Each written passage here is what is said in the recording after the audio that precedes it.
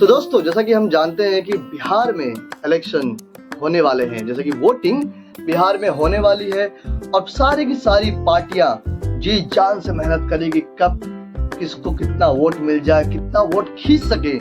कोई current party के बारे में ऑब्जेक्शन उठा रहे हैं, उनकी बुराइयां कर रहा है और कोई मुफ्त की रेवड़ी बांटे जा रहा है। ये रेवड़ी कल्चर, यही कल्चर है गाइस जो देश को खोखला कर देती है। अब वैसे बता दो, मोदी जी अपनी रैली में कहते हैं कि गुंडा राज, जंगल राज कहते हैं। मतलब मोदी जी, पिछली बार आपकी सरकार थी और आप कह रहे हैं बिहार में जंगल राज चल रहा है।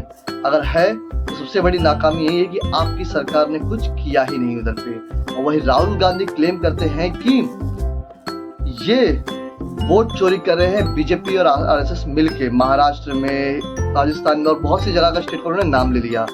और वहीं अमित शाह कहते हैं कि हम मुफ्त की रेवड़ी बांट रहे, मतलब पैसे बांट रहे हैं वोट के लिए। बेसिकली ये मुफ्त की रेवड़ी हो गई। जिस रेवड़ी कल्चर की मोदी जी बुराई करते हैं वो रेवड़ी हो गई। ये कोई नहीं बात कर रहा है कि करेंटली सिचुएशन क्या है बिहार में, क्या करना चाहिए, कितना डेवलपमेंट की जरूरी है, क्या, ये सब कोई नहीं बात कर रहा है। और जहां तक रही नीतीश बाबू की बात, तो यार इस बार तो उनका डाइसी लगता है। मतलब जिस तरह से एक इंटरव्यू में अमित शाह जी से पूछा गया क्या बिहार में जो है नीतीश बाबू आएंगे, तो उन्होंने बहुत हंस के बहुत स्मार्टली जवाब दिया। देखिए, लालू जी का सपना है कि उनका बेटा सीएम बने, वही सोनिया जी का सपना है कि उनका बेटा पीएम बने, लेकिन दोनों ही जगह अभी खाली नहीं है। वहाँ पीएम के लिए मोदी जी बैठे हैं और यहाँ स्टेट में सीएम के लिए नीतीश बाबू बैठे हैं। लेकिन जब इलेक्शन खत्म होगा तब कौन सीएम बनेगा वो तो इलेक्शन के बाद ही मालूम पड़ेगा। लेकिन नीतीश बाबू भी की बहुत कमी महसूस हो रही, बिकॉज क्या है ना कि अभी नीतीश बाबू जो है ना, जो रैली चल रही है बिहार में इलेक्शन में, उसमें काफी पिछड़े दिख रहे हैं। मतलब ज्यादा उनका प्रेजेंस दिखाई नहीं दे रहा है। अब इसका क्या मतलब है वो आप और हम सब जानते हैं कि लास्ट में क्या होता है। डिपेंड करता है कि सीट कौन ज्यादा मारता है, उसी हिसाब से मेरे को लगता है सीएम चुनेंगे। ये मेरा पर्सनल जो मैंने देखा है पूरा, उस हिसाब से बता रहा हूँ। और आपका ओपिनियन क्या है वो आप कमेंट सेक्शन में बता दीजिए मुझे। क्या नीतीश बाबू सीएम बनना चाहिए बिहार में या फिर नहीं, अगर एनडीए जीतती है तो। और यूपीए जीतती है तो उनका क्लियर है कि तेजस्वी बनेंगे सीएम वहां के। चलो गाइस, देखते हैं आगे क्या होता है क्या नहीं। लेकिन अगर मुफ्त की रेवड़ी मिल रही है तो उसे रख लो, वोट उसी को दो जो आपके फायदेमंद है। महागठबंधन जीत रहा है, स्वीप कर रहा है, मगर एक बात मैं आपसे कहना चाहता हूं।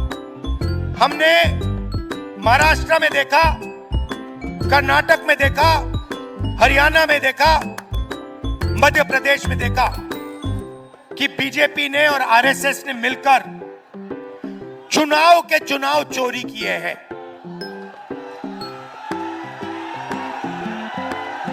चुनाव के चुनाव चोरी किए हैं। और मैं आपको बता रहा हूं, साफ बता रहा हूं, बिहार में इलेक्शन कमीशन ने महागठबंधन के वोटरों को काटा है, निकाला है वोटर लिस्ट से।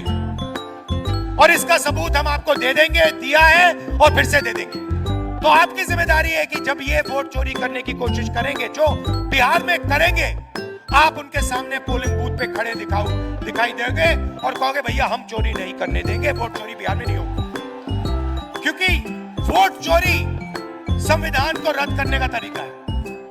वोट चोरी अंबेडकर जी और गांधी जी की जो विचारधारा थी, जो उनका विजन था, जो उनकी सोच थी, उसकी हत्या करने की कोशिश। तो ये बात आप याद रखिए, वोट चोरी नहीं होने देनी है, पोलिंग बूथ पे अच्छी तरह खड़ा होना है और दम लगाकर वोट चोरी रोकनी है।